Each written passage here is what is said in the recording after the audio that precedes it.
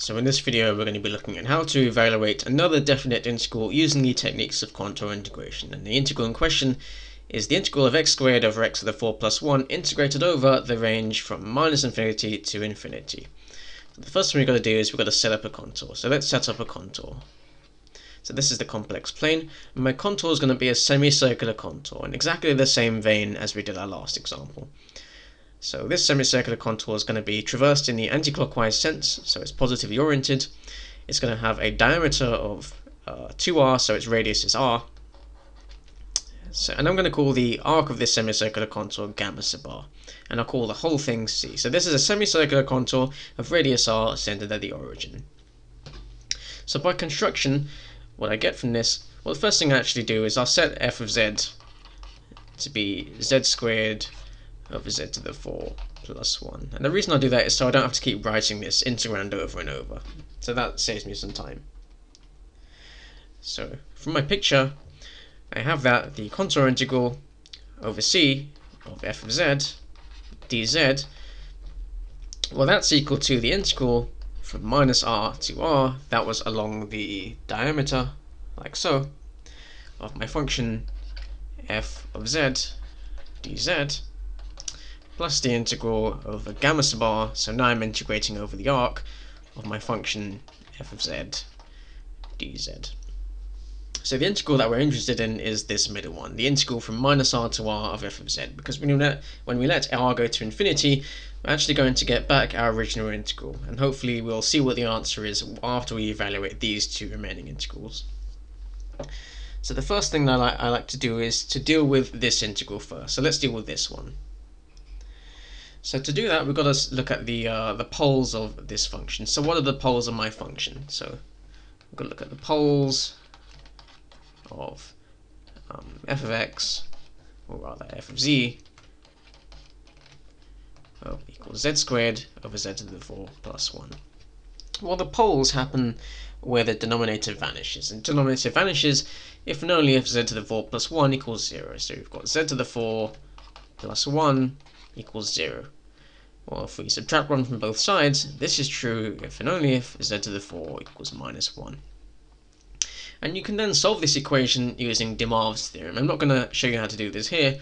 I'll assume that you know how to do that already, but the solutions to this equation are as follows. So we've got z is equal to e to the plus or minus I pi by 4. So that's either I pi by 4 or minus I pi by 4. And it's also equal to e to the plus or minus 3I pi by 4. So we've got a total of 4 poles. And you to these as the simple poles because they're of order 1. So these are my poles. So let's indicate where these are on my diagram. So I've got poles at e to the plus or minus I pi by 4 and e to the plus or minus 3I pi by 4. So what point does this correspond to on my diagram? Well, I've got a point here, a point here, a point here, and a point here. These are where my poles are. By the way, I should take r to be greater than 1, just so my contour doesn't pass through the poles. So r is greater than 1, and my poles lie in this sort of arrangement. And you can see from the picture that only 2 of these poles lie inside my contour C, namely the poles are e to the positive pi I by 4 and e to the plus 3 pi I by 4. So let me just write that down. So the poles inside C are e to the I pi by 4 and e to the 3 pi I by 4. So the next step we've got to do is we've got to find the residues at each of these poles, and then hopefully afterwards use the residue theorem to determine the value of my contour integral. So let's do that. Let's find the residue at these points.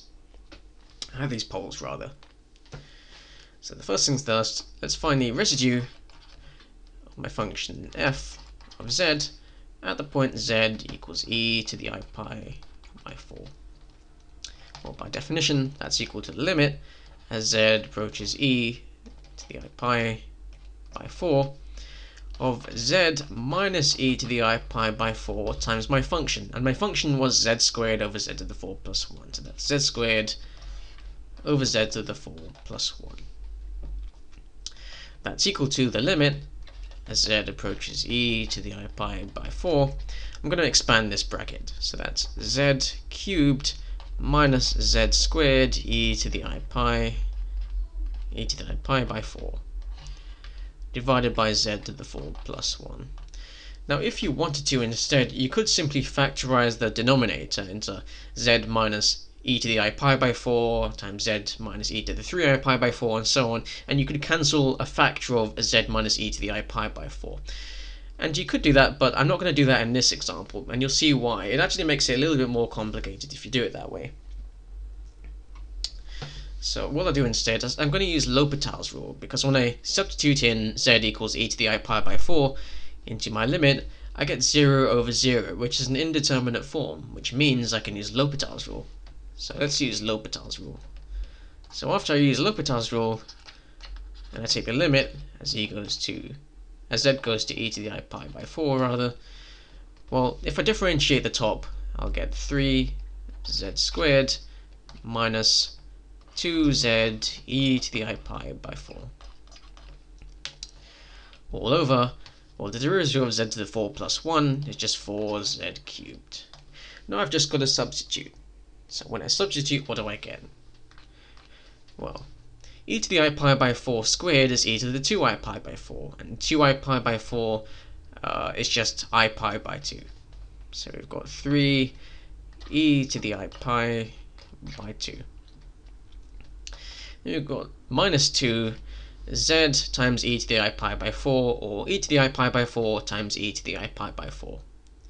E to the I pi by 4 times e to the I pi by 4 is just e to the I pi by 2.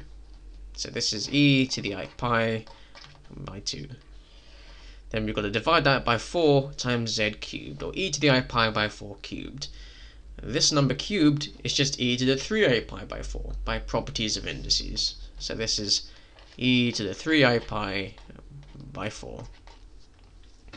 Now I've just got to clean this up. This is equal to, well, that's just e to the I pi by 2 all over 4 e to the 3 I pi by 4.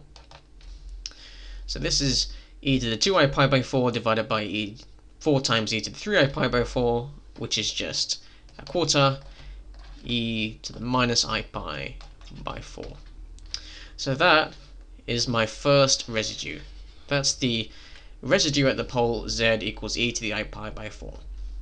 That's my first residue. And now I've got to find the second one. So let's do the second one. So we've got to find the residue of my function f of z at the point z equals e to the 3 pi I before, because that was my second pole. So this, again, is the limit as z approaches e to the 3 pi I by 4 of z minus e to the 3 pi I by 4, z minus my pole, times f of z, which was z squared over 1 plus z to the 4. So that's z squared all over z to the 4 plus 1.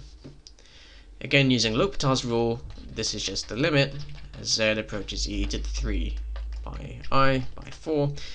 We've got to differentiate the top and the bottom. Well, when we do that, we get 3z squared minus 2z e to the 3 pi I by 4. And we divide that by the derivative of the bottom, which is 4z cubed. Okay, now I can make my substitution. And let's see what we get. Well, we're going to get 3z squared. Well, I should scroll back up a little bit. Okay, so I've got 3 e to the 3 pi I by 4 squared, which is e to the 6 pi I by 4, which is e to the 3 pi I by 2. So that's e to the 3 pi I by 2. Then I've got to subtract 2 times 3e to the pi by 4 times 3e to the pi by 4. That's e to the 6 pi I by 4, which is e to the 3 pi I by 2. So I subtract 2 times e to the 3 pi I by 2. Similarly for the bottom, I've got 4 times e to the 3 pi by 4 cubed, which is 4 e to the 9 pi I by 4, which is e to the 3 pi I by 2, all over 4 e to the 9 pi I by 4. But the exponential function is 2 pi I periodic, so I can add and subtract multiples of 2 pi I in the index of the exponential function, and it won't change it. So e to the 2 pi I is the same as e to the 4 pi I, which is the same as e to the 6 pi I, and so on. So e to the 9 pi I by 4, when I subtract 2 pi from the index, I get e to the pi I by 4. It's the same thing. Okay, so what is this? Well, this is e to the 6 pi I by 4 divided by 4, e to the pi I by 4, so that's a quarter, e to the 5 pi I by 4. And again, to make this a little bit easier, I think I'll subtract 2 pi from the index. And what happens when I do that? Well, I get a quarter, e to the minus 3 pi I by 4. So that is my second residue.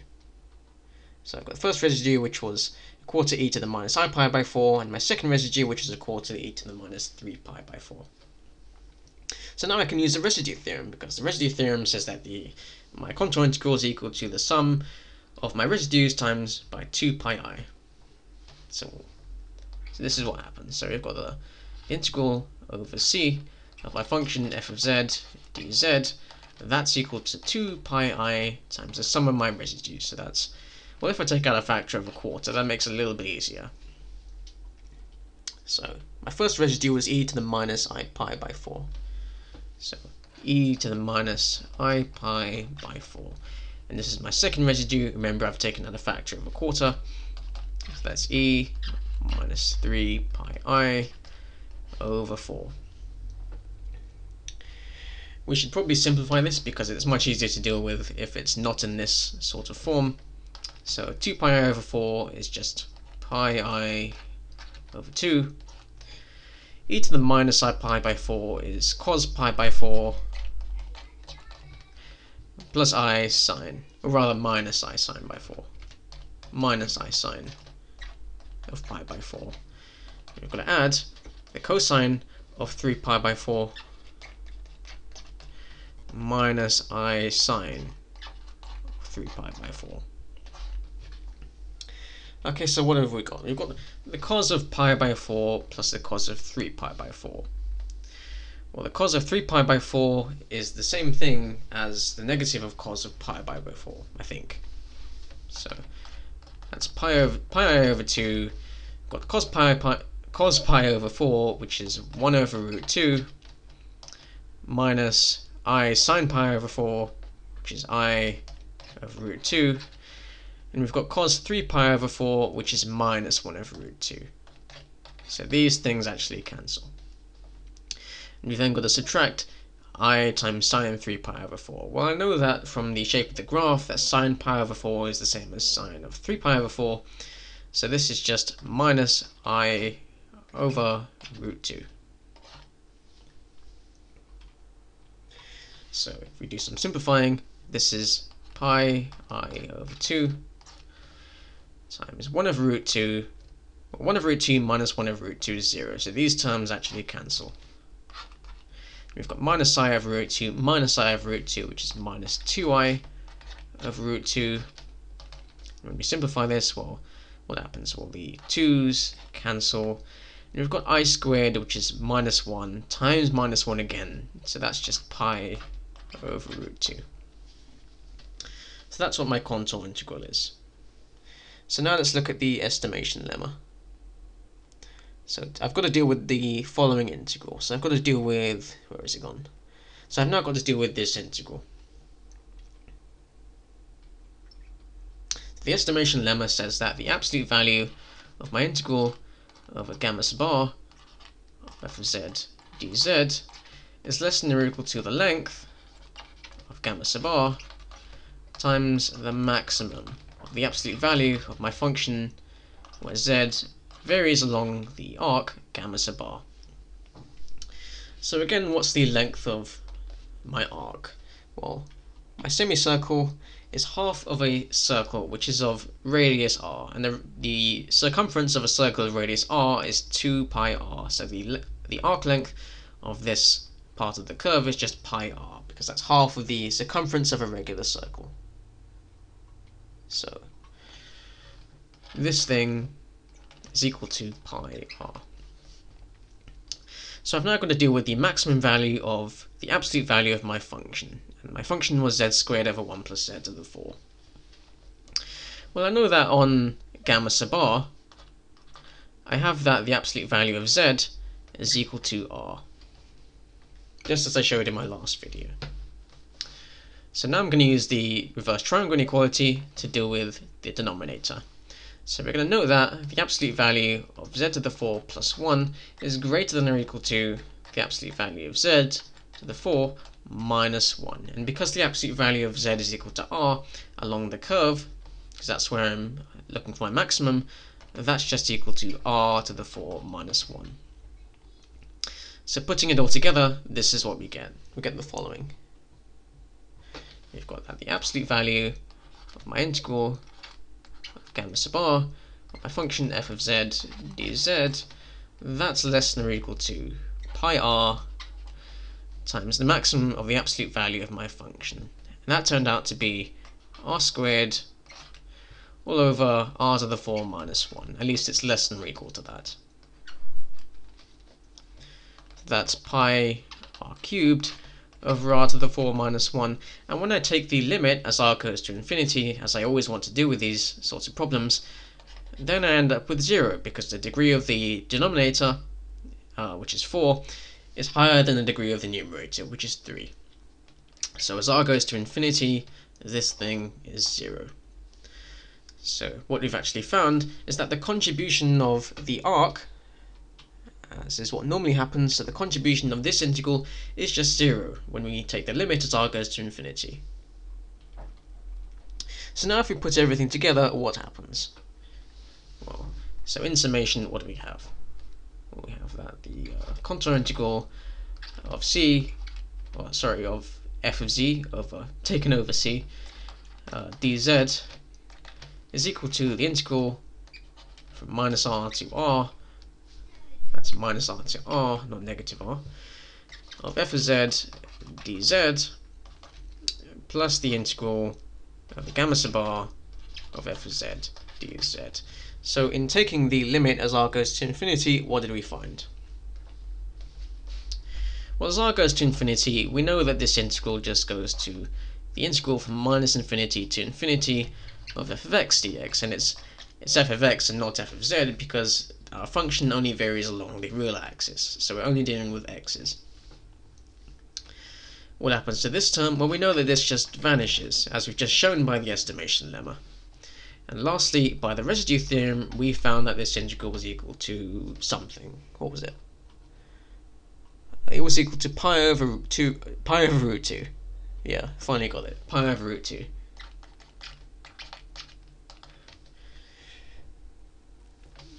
Okay, so as r goes to infinity, what do we get? Well, we've got the integral from minus infinity to infinity of my function f of x, which I'll now write in full as x squared over x to the 4 plus 1 dx is equal to the left hand side, which was pi over root 2, and that's the value of my integral.